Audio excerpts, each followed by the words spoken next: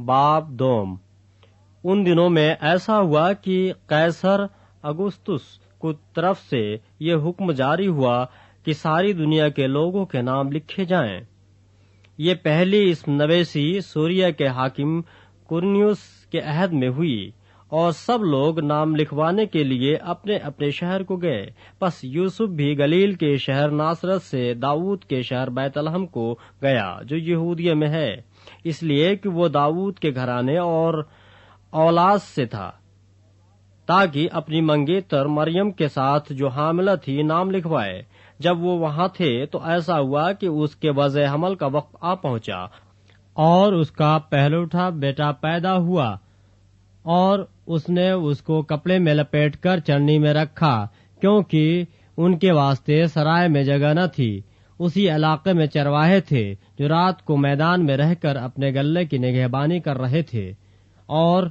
خداوند کا فرشتہ ان کے پاس آ کھڑا ہوا، اور خداوند کا جلال ان کے چوگرد چمکا، اور وہ نہایت ڈر گئے۔ مگر فرشتہ نے ان سے کہا، ڈرو مت، کیونکہ دیکھو میں تمہیں بڑی خوشی کی بشارت دیتا ہوں جو ساری امت کے واسطے ہوگی،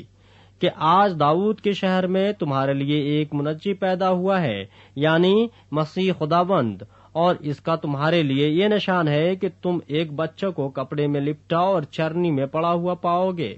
اور ایک اس فرشتے کے ساتھ آسمانی لشکر کی ایک گروہ خدا کی حمد کرتی اور یہ کہتی ظاہر ہوئی کہ عالم بالا پر خدا کی تمجید ہو، اور زمین پر ان آدمیوں میں جن سے وہ راضی ہے صلح۔ جب فرشتے ان کے پاس سے آسمان پر چلے گئے تو ایسا ہوا کہ چرواہوں نے آپس میں کہا کہ آؤ بیت لحم تک چلیں اور یہ بات جو ہوئی ہے اور جس کی خداوند نے ہم کو خبر دی ہے دیکھیں۔ پس انہوں نے جلدی سے جا کر مریم اور یوسف کو دیکھا اور اس بچے کو چرنی میں پڑا پایا، اور انہیں دیکھ کر وہ بات جو اس لڑکے کے حق میں ان سے کہی گئی تھی مشہور کی، اور سب سننے والوں نے ان باتوں پر جو چرواہوں نے ان سے کہی تھیں تعجب کیا۔ مگر مریم ان سب باتوں کو اپنے دل میں رکھ کر غور کرتی رہی، اور چرواہے جیسا ان سے کہا گیا تھا ویسا ہی سب کچھ سن کر اور دیکھ کر خدا کی تمجید اور حمد کرتے ہوئے لوٹ گئے۔ جب 8 دن پورے ہوئے اور اس کے ختنہ کا وقت آیا تو اس کا نام یسوع رکھا گیا، جو فرشتے نے اس کے پیٹ میں پڑنے سے پہلے رکھا تھا۔ پھر جب موسیٰ کی شریعت کے موافق ان کے پاک ہونے کے دن پورے ہو گئے تو اس کو یروشلم میں لائے تاکہ خداوند کے آگے حاضر کریں، جیسا کہ خداوند کی شریعت میں لکھا ہے کہ ہر ایک پلوٹا خداوند کے لیے مقدس ٹھہرے گا۔ اور خداوند کی شریعت کے اس قول کے موافق قربانی کریں کہ قمریوں کا ایک جوڑا یا کبوتر کے 2 بچے لاؤ۔ اور دیکھو یروشلم میں شمعون نام ایک آدمی تھا، اور وہ آدمی راست باز اور خدا ترس اور اسرائیل کی تسلی کا منتظر تھا، اور روح القدس اس پر تھا، اور اس کو روح القدس سے آگاہی ہوئی تھی کہ جب تک تو خداوند کے مسیح کو دیکھ نہ لے موت کو نہ دیکھے گا۔ وہ روح کی ہدایت سے ہیکل میں آیا، اور جس وقت ماں باپ اس لڑکے یسوع کو اندر لائے تاکہ اس کے لیے شریعت کے دستور پر عمل کریں، تو اس نے اسے اپنی گود میں لیا اور خدا کی حمد کر کے کہا کہ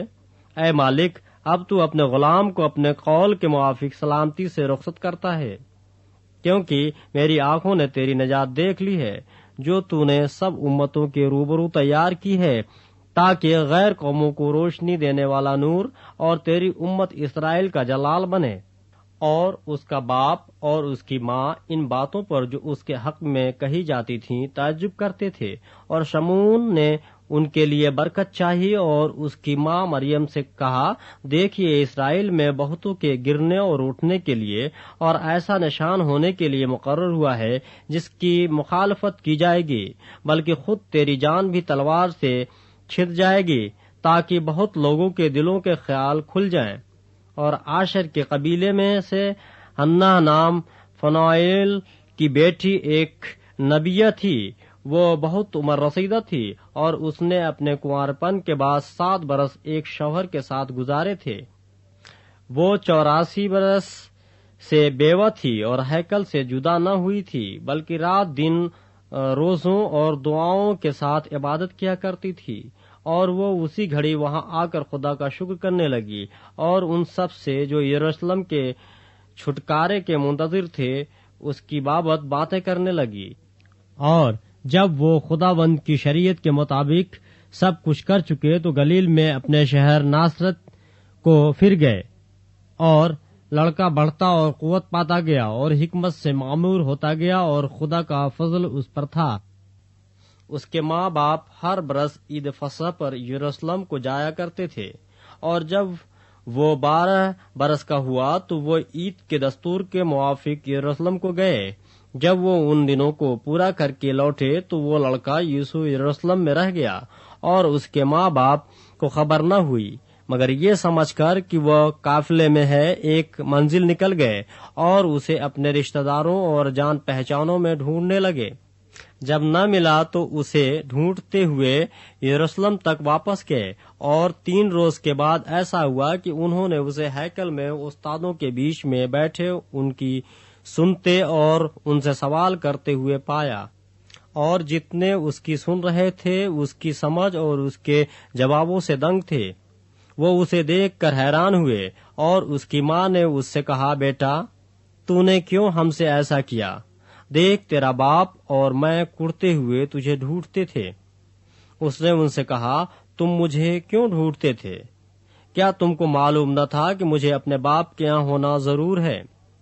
مگر جو بات اس نے ان سے کہی اسے وہ نہ سمجھے، اور وہ ان کے ساتھ روانہ ہو کر ناصرت میں آیا اور ان کے تابع رہا، اور اس کی ماں نے یہ سب باتیں اپنے دل میں رکھیں۔ اور یسوع حکمت اور قد و قامت میں اور خدا کی اور انسان کی مقبولیت میں ترقی کرتا گیا۔